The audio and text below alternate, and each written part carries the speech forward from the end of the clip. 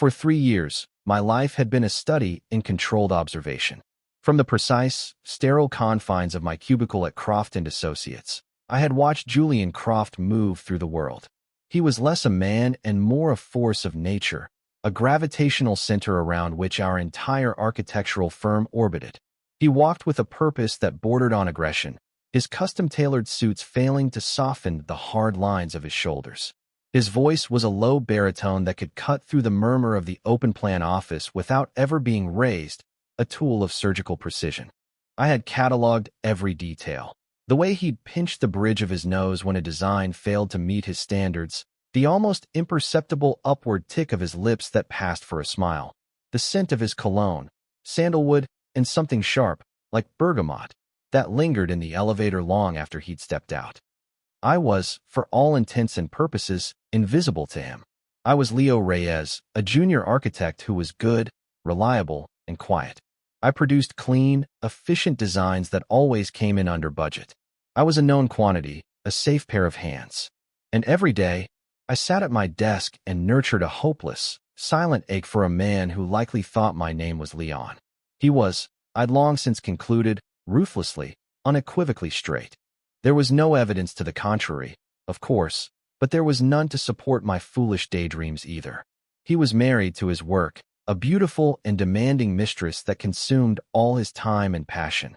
There was no room for anyone else, much less a quiet, unassuming employee he barely knew existed. My existence was a quiet loop of routine.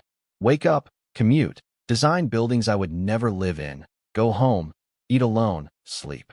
The yearning for Julian was a dull, constant thrum beneath the surface of it all, a secret I kept folded neatly in the back of my mind.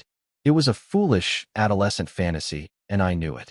But it was also the only thing that added any color to my monochromatic life. Then came the Atherton project. It was announced on a Monday morning, dropped into our inboxes like a beautifully designed bomb. Silas Atherton, a reclusive tech billionaire, wanted a private retreat built into a cliffside in Big Sur. The budget was obscene, the timeline impossible, and the client notoriously difficult. It was the kind of legacy project that could define a firm. Julian called an all-hands meeting, his presence filling the conference room, sucking the very air out of it. He stood before the projector screen, the light catching the silver at his temples, and laid out the challenge. His gaze swept across the room, intense and analytical, assessing each of us. "This isn't a team project," he said, his voice a low rumble. "This requires a singular vision. I'll be leading the design myself. I'll need one associate to work directly with me. Someone meticulous. Someone who understands subtlety." My heart did a stupid, painful lurch. Everyone in the room wanted it. It was a career-making opportunity. I wanted it for a different, more pathetic reason. I just wanted to be in his orbit. I wanted to be seen. I lowered my eyes to my notepad, feigning indifference, my hands sweating under the table. He paused, the silence stretching until it was taut. "Reyes," he said. My head snapped up. He was looking directly at me. For the first time, I felt the full, undivided force of his attention. It was like standing too close to a furnace. His eyes, a shade of gray that seemed to shift with the light, were locked on mine. "My office." In 5-inch he turned away, the meeting dismissed, the rest of the room dissolving into a buzz of surprised whispers. I just sat there, my pulse hammering in my ears. He knew my name. That first day set the tone for the weeks that followed. We worked in his expansive corner office, a minimalist space of glass, steel, and concrete that overlooked the city. The first few hours were excruciating. I was hyper-aware of everything. The soft scratch of his pen on paper, the quiet click of his mouse, the way he breathed. I could feel his presence as a physical weight in the room, a constant pressure against my skin. I tried to focus on the blueprints, on the complex topography of the cliffside, but my attention kept snagging on him. He didn't say much. He'd point to a section of my draft. "This transition is clumsy. Refine it." Or he'd simply murmur, "Better," when I managed to produce something that met his impossible standards. I learned to read the minute shifts in his posture, the subtle tension in his jaw. A slight furrow of his brow meant I was on the wrong track. A relaxed set of his shoulders meant I was getting closer. The days bled into nights. The rest of the office would empty out, the hum of computers powering down, the distant sound of the elevators sighing. Soon, it would be just us, two figures in the glowing rectangle of his office, suspended high above the glittering city. The silence between us changed in the dark. It became less professional, more intimate. It was filled with the soft rustle of paper, the low hum of the air conditioning, the shared sound of our breathing. I started to notice things I couldn't see from my cubicle. I saw the exhaustion that settled deep in the lines around his eyes. I saw the way he'd run a hand through his perfectly styled hair when he was frustrated, messing it up in a way that felt shockingly human. One night, he caught me staring. I'd been watching his hands as he sketched, admiring the long, capable fingers and the elegant economy of his movements. "Something wrong with the design, Leo?" he asked, his voice quiet, not accusatory. I felt a hot flush creep up my neck. "No, sorry. Just thinking." I ducked my head, my face burning, and pretended to be engrossed in my own screen. But I felt his gaze on me for a long time after that. I didn't dare look up. My internal monologue was a frantic mess, a chorus of self-recrimination. "He knows. He thinks you're a creep. You're going to be fired. You're an idiot." But I wasn't fired. The next morning, he placed a coffee on my side of the large shared desk. "Black, 2 sugars," he said, without looking at me. "Saw you make it yesterday." It was such a small thing. A ridiculously small thing. But it felt monumental. He had noticed me. He had remembered a detail about me. My heart hammered against my ribs with a pathetic, hopeful rhythm. This was how it was going to be, I realized. I was going to live off these scraps, these tiny morsels of attention, and build them into a feast in my head. The touches began a week later. They were incidental, professional. At first, he'd lean over my shoulder to point at something on my monitor, his chest brushing against my back. The heat of him seeped through my shirt, and I'd have to fight to keep my breathing even. He'd hand me a set of plans, his fingers grazing mine, a brief, electric contact that sent a jolt straight through me. I told myself I was imagining it, that it was meaningless. It was just the consequence of proximity. But then it shifted. We were standing in front of the large plotter, waiting for a new render to print. The machine whirred and clicked, spitting out the massive sheet of paper. As it finished, we both reached for it at the same time.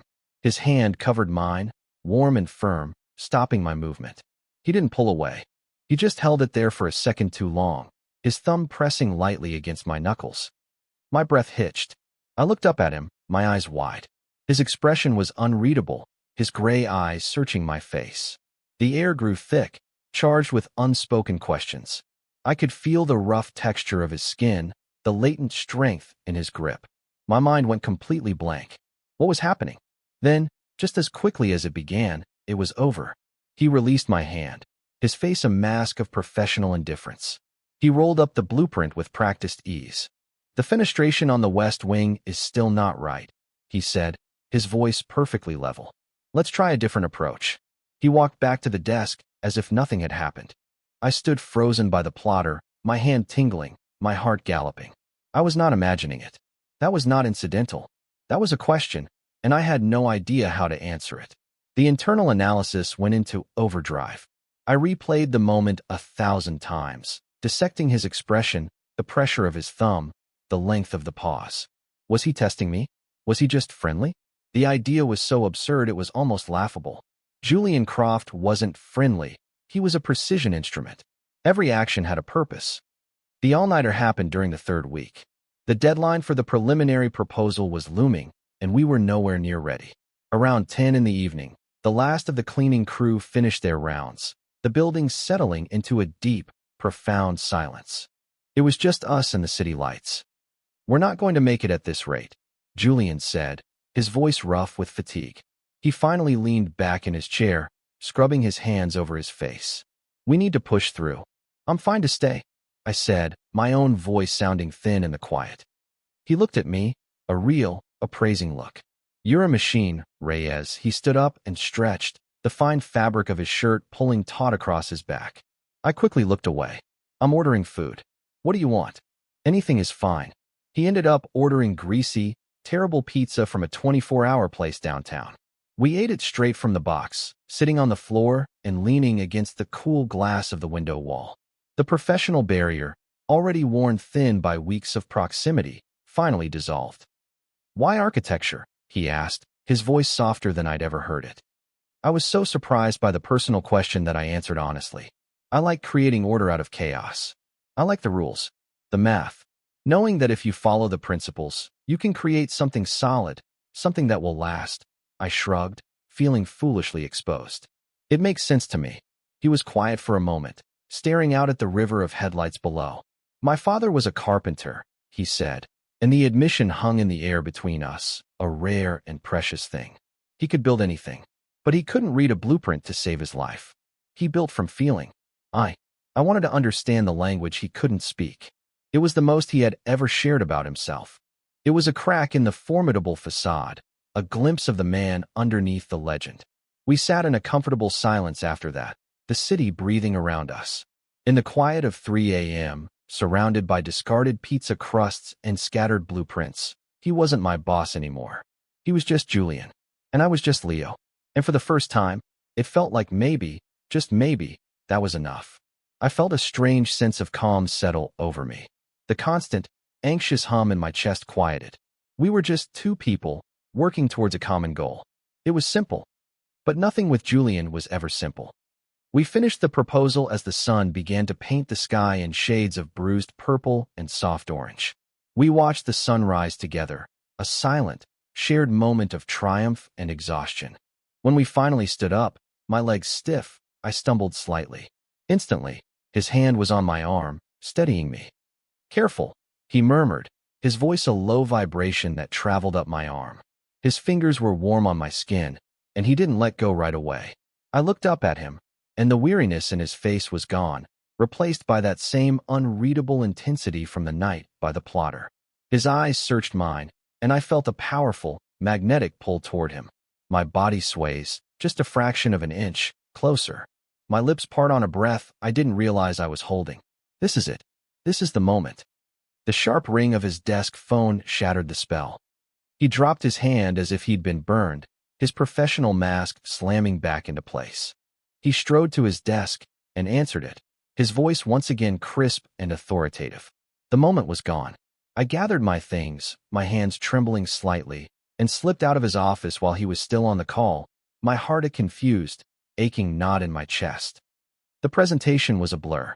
We stood side by side in Atherton's sterile, intimidating boardroom, a perfect team. Julian was magnificent.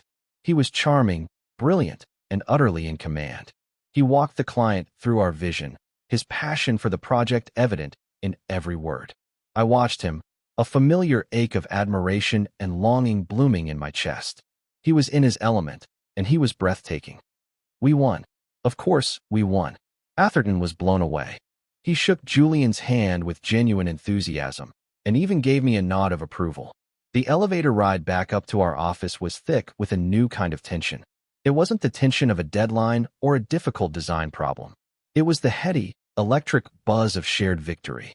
We were alone, the mirrored walls reflecting our tired but triumphant faces. "You were good today, Leo," Julian said, his voice quiet. He didn't look at me, but stared at our reflections instead. "You were the one who sold it," I replied, my voice hoarse. "It was your design that gave me something to sell," he countered. He finally turned his head, his gray eyes meeting mine in the reflection. We did this. Together. The elevator doors opened onto our floor with a soft chime. The office was buzzing with the news. People clapped us on the back, offered congratulations. It was overwhelming. I just wanted to escape to the quiet of my desk. But as I turned to go, Julian's voice cut through the noise. "Leo." I stopped, turning back. The crowd seemed to part for him as he walked toward me. His face was serious, his expression unreadable as always, but there was a new glint in his eye, something sharp and decisive. "The boardroom," he said, his voice low but carrying an undeniable weight of command. "5 minutes. We need to discuss the next phase, privately." The word hung in the air between us, a loaded promise. My stomach twisted into a tight knot. This felt different. This felt like a tipping point. I nodded numbly, my throat too dry to speak, and watched him walk away. My colleagues were still congratulating me, but I couldn't hear them. All I could hear was the frantic, terrified, hopeful pounding of my own heart. My legs felt unsteady as I walked to the boardroom. My hand hovered over the door handle for a long moment. What was I walking into? Was this about the project?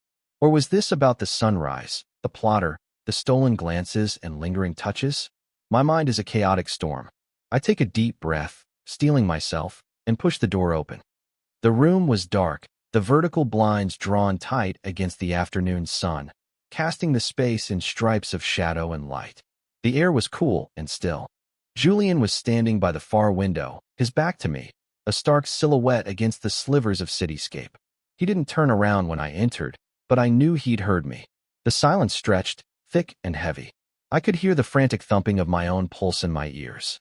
"Shut the door," he said, his voice quiet, almost muffled. I did as he asked, the soft click of the latch sounding like a gunshot in the silent room. I stood there, my back against the wood, waiting. He still didn't move. I watched the rigid line of his shoulders, the tension in his posture. Something was about to happen. The air was vibrating with it. Finally, he turned. His face was a mask of controlled emotion, but his eyes were blazing with something I couldn't name. It was raw, intense, and a little bit wild. He looked at me, a long, searching look that stripped me bare, that saw right through the carefully constructed walls I'd built around myself. He saw the yearning, the fear, the desperate hope. He saw all of it. He started walking toward me, his steps slow and deliberate. He didn't stop until he was standing directly in front of me, so close I could feel the heat radiating from his body. I had to tilt my head back to meet his gaze. The scent of him, sandalwood and bergamot, filled my senses, intoxicating and overwhelming. He didn't say a word. He just looked at me, his gray eyes stormy and turbulent. Then he reached out, not to touch me, but to brace his hand on the door next to my head, effectively trapping me. My breath caught in my throat. This is it. This is really it. He moved his gaze from my eyes to my lips. I saw his throat work as he swallowed. His own breathing was shallow, unsteady. The control was slipping. He turned his head slightly, his gaze falling on the massive mahogany table that dominated the center of the room. It was covered in project binders, a water pitcher, a stack of reports.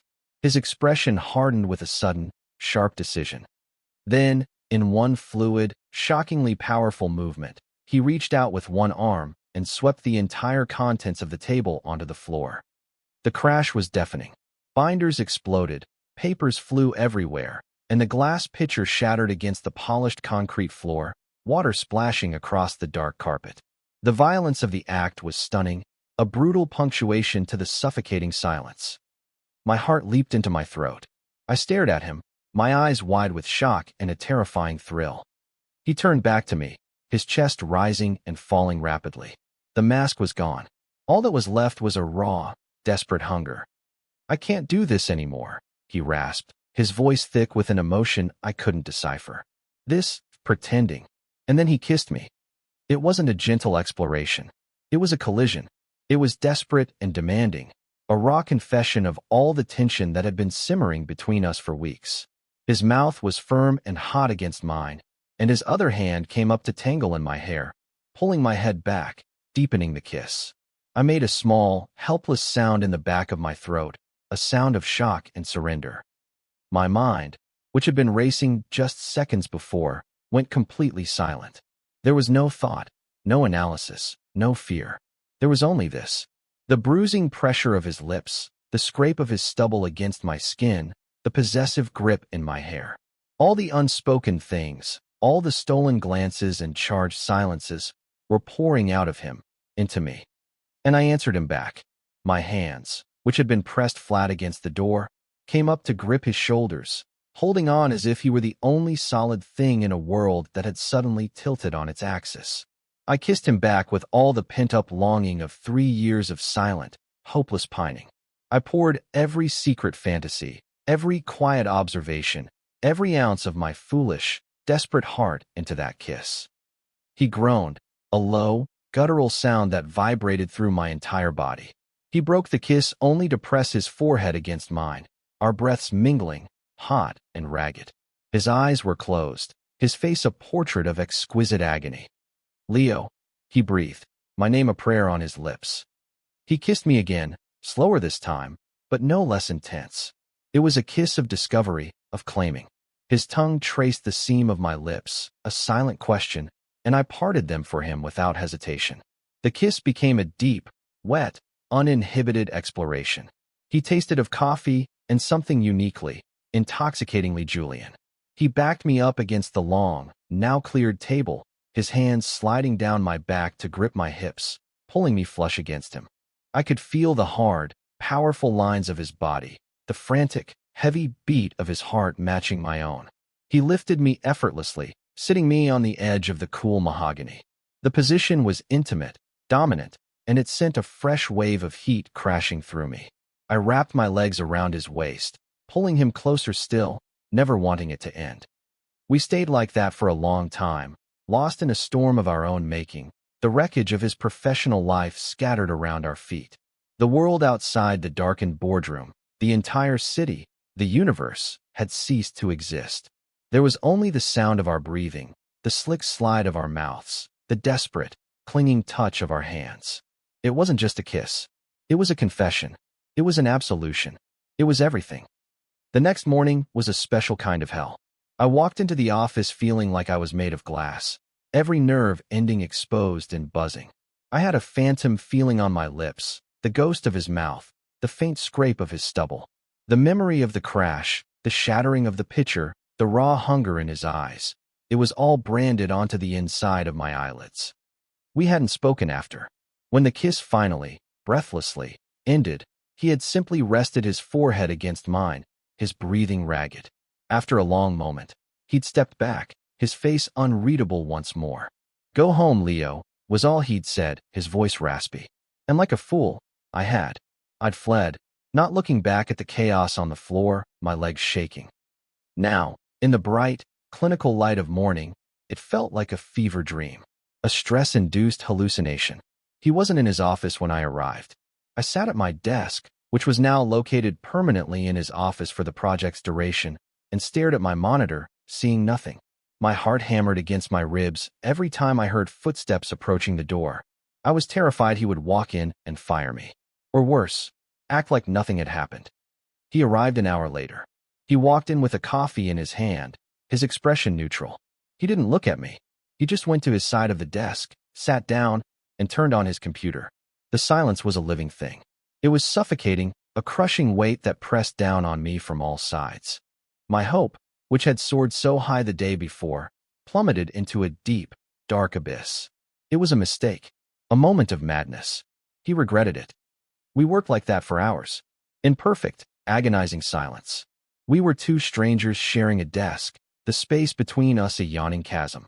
I felt sick. The vibrant, living color that had flooded my world yesterday had drained away, leaving everything gray and muted again. I wanted to scream. I wanted to run. I wanted to rewind time and just walk out of the boardroom when he'd called me in. Finally, at 5 o'clock, I couldn't take it anymore. I began packing my bag, my movements stiff and jerky. I had to get out of there. I would write my resignation email tonight. It was the only way. I couldn't work like this, my heart breaking silently in the same room with him every day. As I stood up to leave, his voice, low and quiet, stopped me. My office. Now, I froze. It wasn't his office. It was our shared space. I turned slowly. He was looking at me, really looking at me, for the first time all day. His face was etched with exhaustion, his eyes shadowed. He jerked his head toward the door. I realized he meant his old office, the one he kept for private meetings, 2 floors up. My stomach clenched. This was it. The firing. I followed him in silence, my feet feeling like lead. He led me to the executive suite, into a smaller, more intimate office than the one we'd been working in. He closed the door behind us, the click of the lock echoing the one from the day before. He didn't turn on the main lights, leaving the room in the soft glow of the evening sun filtering through the windows. He turned to face me, and the mask was gone again. He looked lost, vulnerable. It was an expression I never thought I'd see on Julian Croft's face. "That wasn't a mistake, Leo," he said, his voice rough. He took a hesitant step closer. I don't know how to do this." Relief washed over me so powerfully my knees felt weak. It wasn't regret. It was fear. He was just as lost as I was. "Do what?" I whispered, my voice barely audible. "This," he said, gesturing vaguely at the space between us. "Working with you. Wanting you. I've been fighting it for weeks. Since the day I put you on this project. Yesterday, After the presentation, I broke. He ran a hand through his hair, a gesture of pure frustration. I'm not good at this, Leo. I'm good at buildings. I'm good at straight lines and right angles. This is uncharted territory. It was the most honest, vulnerable confession I could have imagined. He wasn't a god or a force of nature. He was just a man navigating something that scared him. And somehow, that made me brave. I took a step toward him, closing the distance he had created. Me neither, I said, my voice steadier now. I have no idea what I'm doing. But I don't think yesterday was a mistake. He searched my face, his gray eyes filled with a desperate hope. No, I said, my voice firm. It was the most real thing that's happened to me in a very long time. A shudder went through his powerful frame. He reached out, his hand hesitating for a moment before his fingers gently cupped my jaw. His thumb stroked my cheek, a touch so tender and full of reverence it almost broke me. Leo, he breathed, and leaned in, pressing his lips to mine. This kiss was nothing like the ones before. It was soft, questioning, achingly gentle. It wasn't a storm, it was a quiet sunrise. It was a promise. The weeks that followed were a strange dance of public professionalism and private intimacy. In the office, he was Mr. Croft, my demanding, brilliant boss. We were formal, efficient. But behind the closed door of his office, he was Julian. He would find excuses to touch me, a hand on my back, fingers brushing mine over a blueprint. And every evening, after the office had emptied, we would come together for kisses that left us breathless and aching, stolen moments of desperate connection. Of course, people noticed. Brenda from accounting made a comment about how much time I was spending in the boss's office. There were whispers, speculative glances. It was a test. The pressure of our secret could have easily crushed something so new and fragile. But instead of pushing us apart, it bound us closer. The shared secret became our sanctuary. One Friday night, after a particularly grueling week, he stopped me as I was about to head home. Dinner, he said. It wasn't a question. Somewhere we won't be seen. He took me to a small, quiet Italian restaurant in a neighborhood I didn't recognize. Tucked into a dark corner booth, the professional lines finally blurred completely. He talked about his life, his childhood, the immense pressure he felt to uphold his firm's reputation. I told him about my family, my quiet life, my feeling of always being on the outside looking in. I don't want to hide, he said suddenly, his hand covering mine on the table. His grip was firm, resolute. But I don't want to jeopardize your career. This firm can be vicious. But more than that, he paused, his gaze intense. I don't want to lose whatever this is. We'll figure it out, I said, my heart swelling. Together. A month later, the Atherton project was in full swing, and our rhythm had become a comfortable, familiar thing. One morning, as I was getting coffee, he came up behind me and dropped something into my hand. It was cold and metallic. A key. My apartment, he said, his voice a low murmur meant only for me. For when you work late and don't want to commute. It wasn't a grand declaration. It wasn't a proposal. It was something better. It was practical. It was real.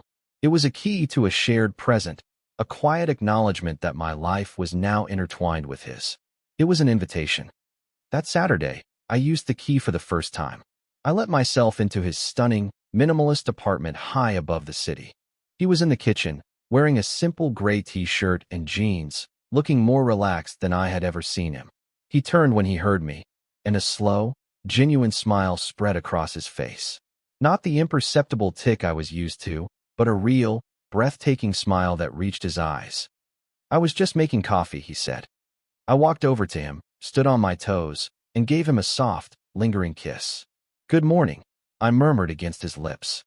He wrapped his arms around me, pulling me against his chest, and held me there for a long moment. I rested my head on his shoulder, breathing in his scent, feeling the steady, solid beat of his heart beneath my ear. We stood there in the quiet of his kitchen, the morning sun streaming through the floor-to-ceiling windows, the city silent and peaceful below us. I looked around the space, at the clean lines, the ordered, beautiful world he had built for himself. For 3 years, I had been an observer, watching from a distance, cataloging the details of a life I could never be a part of. I had felt invisible, isolated, a ghost in my own story. But standing here, wrapped in his arms, I wasn't an observer anymore. I was a participant. The loneliness that had been my constant companion for so long had receded, replaced by a quiet, steady warmth that felt like coming home. He pulled back slightly, his hands framing my face, his gray eyes soft and clear. He smiled at me again, and for the first time, his expression wasn't unreadable at all. It was open, it was vulnerable, and it was filled with a quiet, profound affection that mirrored my own. In his eyes, I finally saw my own reflection. I was seen. I was home. And our story, I knew, was just beginning.